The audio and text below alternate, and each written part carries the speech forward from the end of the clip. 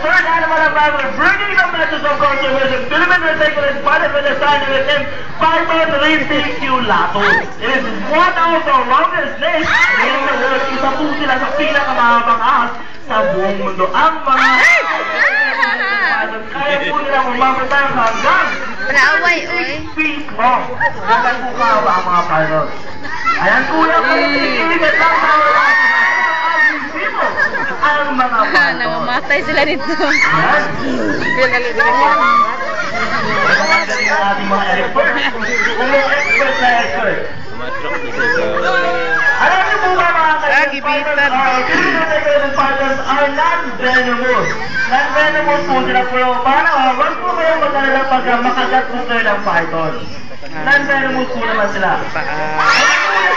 Malapit na. Malapit nang matuklaw ang ating expert. Expert. Yan mga kids, huwag natin natin. And huwag natin agad mga expert. Mga kids, papakita tayo ng asabay, huwag na huwag natin huhulihin. Okay, walang din po sila ng more than 100 years. Ganyan po karaming itlog ang pwede i-produce ng mga Philippine Reticulated Python. Oh, crap. Ayan. Alam niyo po ba kung anong kinakain ng mga Python? Ayan mga kids, alam niyo ba kung ano ang kinakain ng mga Python?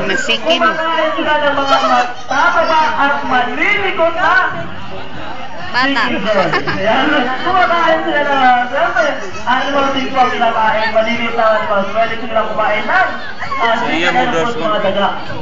At alam niyo po ba mga kids, pwede mo i-stress lang isang badan yung kanilang pangara up to 5 times. Kaya naman ang certain chapters ng Palawan, nakakain po siya lang.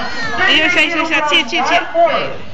Kuya. Kasi pwede po nila i-stress. Kuya, yung anak. Ayaw diya, kay mahulog ka. Ang baklas ka sa Python. Ano na nga, bakal ka sa Python, bantay ka. Kakain po nila yung kanilang prey. Abay, pupulong po nila yung mother. At huwag mamamatay. Kita. Yung kanilang pagkain. At yan po ang tinatawag natin process at frustration. Ayan, na-counterpart itong ating mga bisita inside the fight. Ayan po yung konting ingat. Malapit na.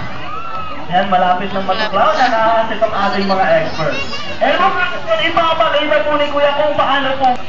Alright, under the family of Christian persons ay nananagay. Pinupulupuran nila yung kanilang pagkain o yung kanilang kakainin before nila lululokin yung kanilang pagkain. Kuya, kung agad si Philip. Ganyan kalakas yung mga Python. Alinak. Kaya si Mami galis. Alright, ayun po naman natin yung ating mga expert. At palapakan po naman natin ay mga parang bringing the message of conservation time. Kung sino po sila na ulit, sama pa ang red doon sa may bukay. Good luck. Ay, inagawa ang pulutan sa inuman ang mga Python. Kaya naman ang panawagan po nila.